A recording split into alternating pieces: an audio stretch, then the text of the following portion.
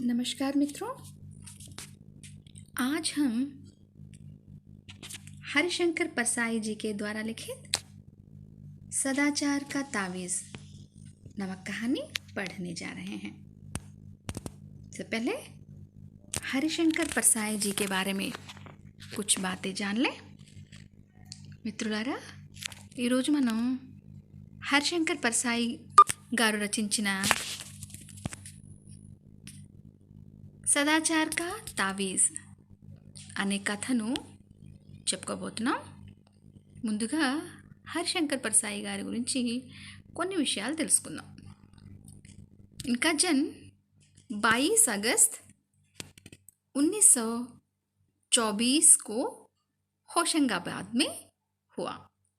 ఈయన 1924 ఆగస్ట్ 22న హోషంగాబాద్లో जन्मिंचारू.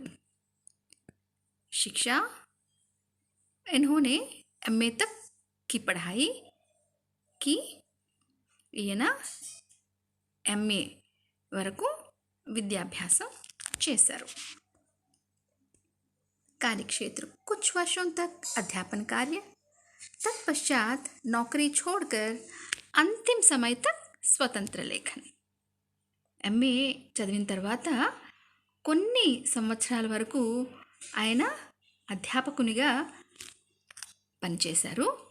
ఆ తర్వాత ఆ ఉద్యోగాన్ని వదిలిపెట్టి చివరి వరకు కూడా స్వతంత్ర లేఖనం చేస్తూ ఉన్నారు. परसाई जी की रचनाएं देखिए, कहानी संग्रह, उपन्यास और व्यंग्य संग्रह हैं इनके.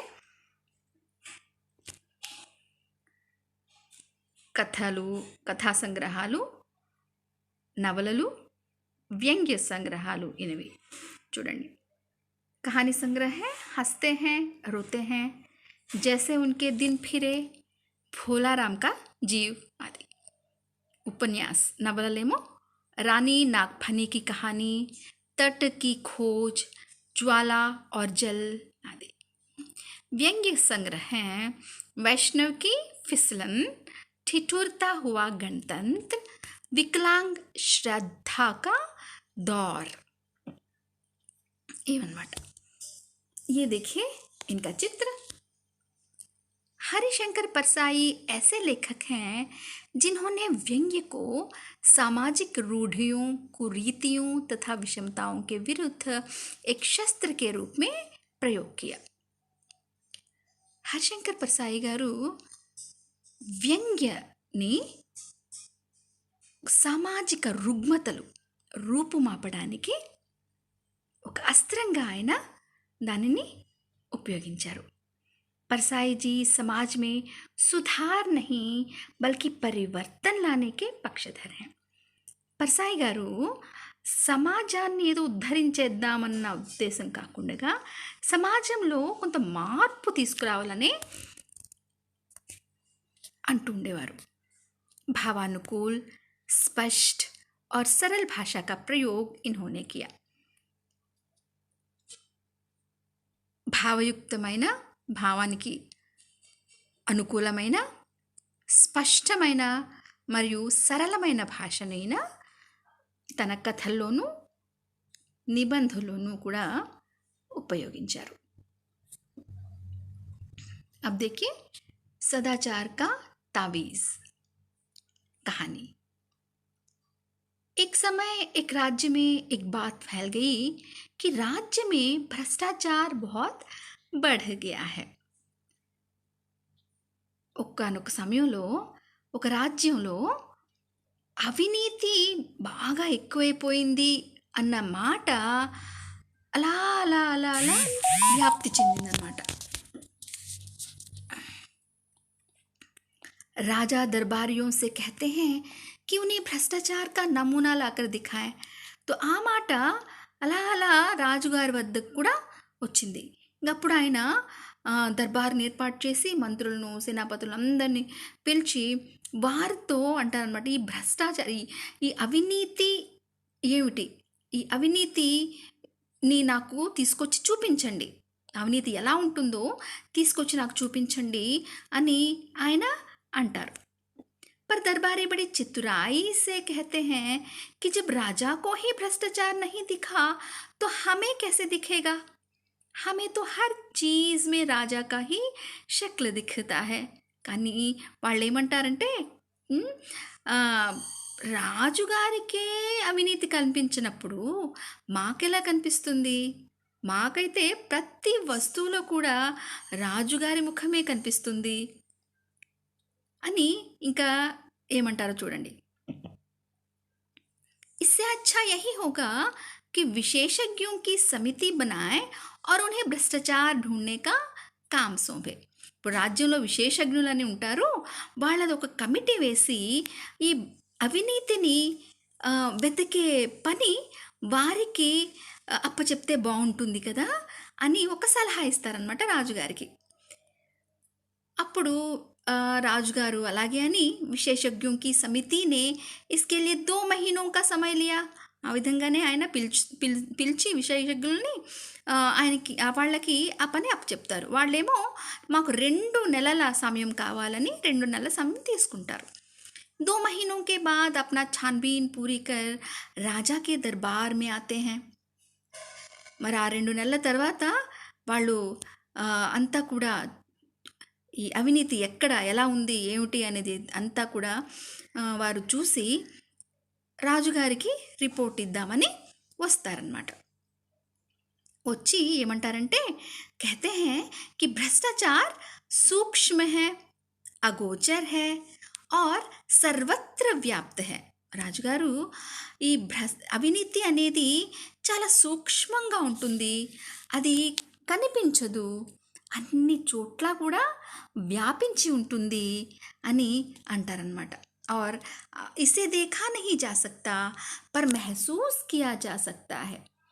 ఈ అవినీతి అనే దాన్ని మనం చూడలేము కానీ మనం అనుభవించగలము అని ఆయన వాళ్ళు విశేషజ్ఞులు రాజుగారికి చెప్తారు. చెప్తే राजों को लगा कि ये सब तो भगवान के गुण है. రాజుగారికి ఏమనిపించిందంటే అరే బాప్రే ఇవన్నీ కూడా భగవంతునిలో ఉండే గుణాలు కదా. అదే ఆ విషయాన్ని ఆ విధంగా వాళ్ళ ముందు ఆయన ఎక్స్ప్రెస్ చేస్తే వాళ్ళు ఏమంటారు చూడండి. विशेषज्ञ उन्हें समझाते हुए कहते हैं कि भ्रष्टाचार घूस के रूप में उनके सिंहासन तक पहुंच गया है. వాళ్ళు ఆయనకు అర్థమయ్యేట్లుగా చెప్తూ రాజా అలా కాదు, ఈ అవినీతి అనేది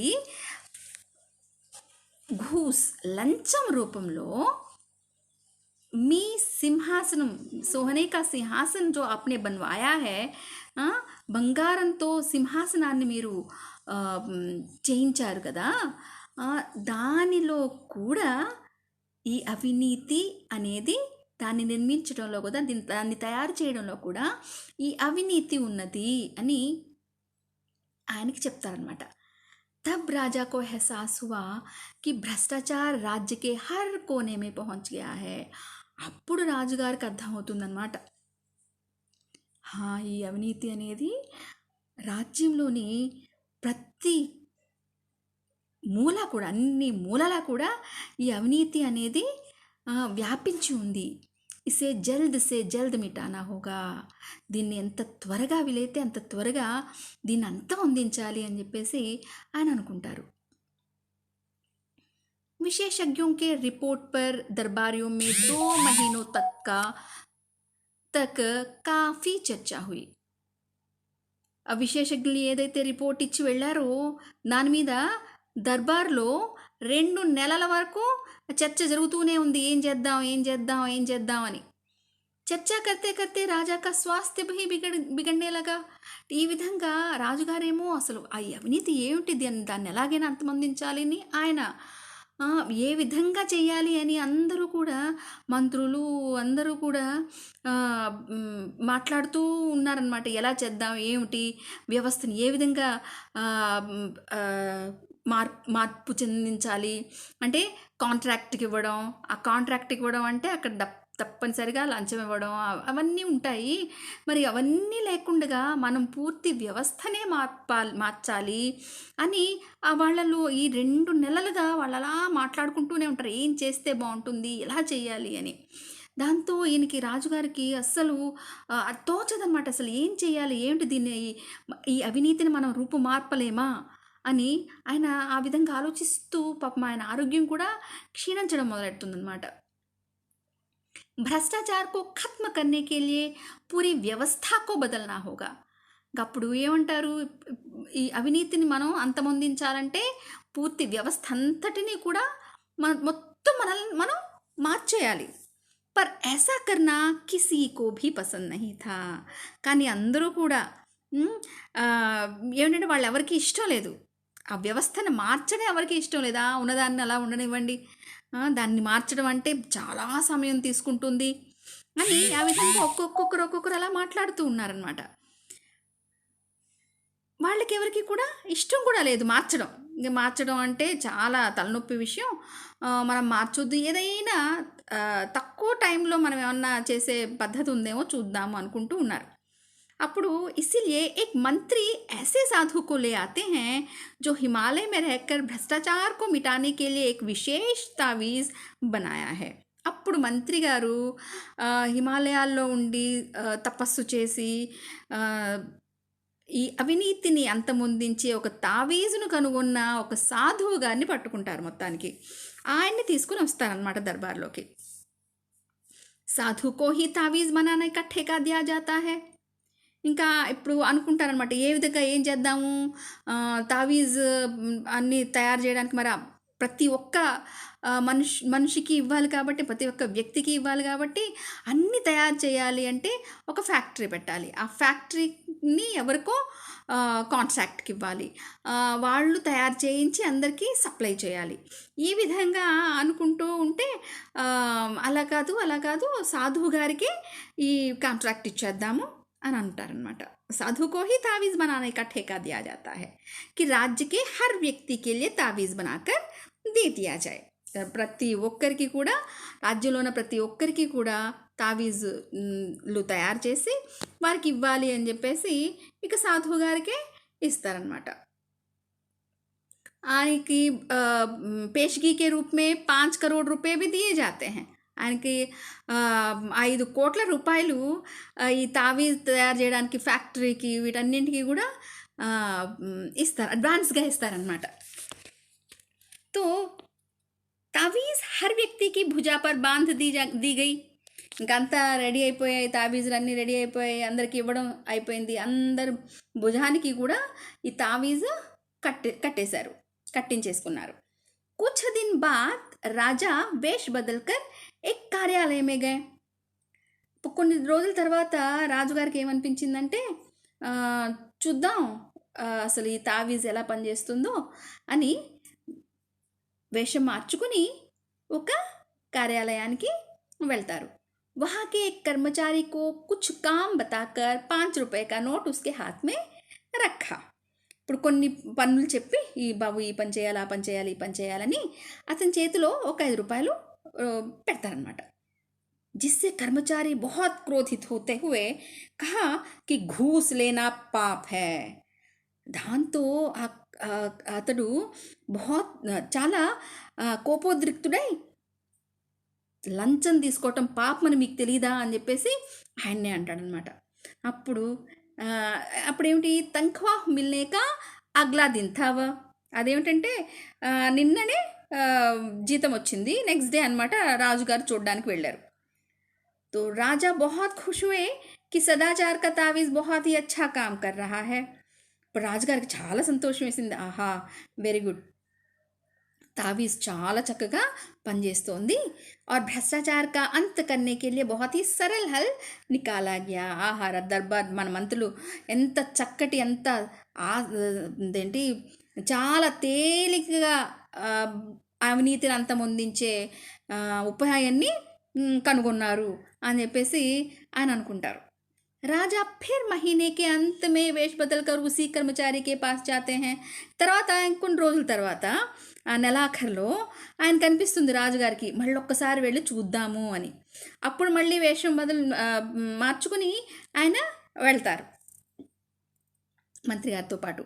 ఉసీ కర్మచారి కే పాస్ జాతే हैं ఆ నెల మొదట్లో ఏ వ్యక్తి దగ్గరికి వెళ్తారో, ఏ ఉద్యోగి దగ్గరికి అయితే వెళ్ళారో అలాగే ఇప్పుడు కూడా అదే ఉద్యోగి దగ్గరికి వెళ్తారనమాట.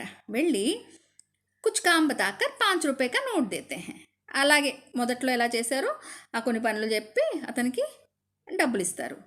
ఇస్ బార్ కర్మచారి పేసే లే లేతా హై. ఈసారి పాపం ఆ ఉద్యోగి డబ్బులు తీసేసుకుంటాడు. ఆశ్చర్య సే రాజా ఉస్కే తావీజ్ పర్ కాన్ రఖ్ కర్ సున్తే హే. అప్పుడు ఆయన ఏమంటారంటే అసలు ఆ డబ్బులు తీసుకున్న తర్వాత నీకు తెలీదా నేను అసలు రాజుని, ఇక్కడ రాజుని, ఏంటి అసలు నువ్వు ఇలా డబ్బులు తీసుకున్నావు అని అని అని తర్వాత అతని తావీజ్ దగ్గర చెవి పెట్టి వింటారనమాట. వింటే तावीज़ से यह आवाज़ आने लगती है कि आज महीने का आखिरी दिन है, कम से कम आज तो ले लो. అందులో నుండి ఏం స్వరం వినిపిస్తుంది? అయ్యా ఈరోజు నెలలోని ఆఖరి రోజు, ఈ రోజైనా తీసుకో అని వినిపిస్తుందన్నమాట ఆ తావీజ్ నుండి.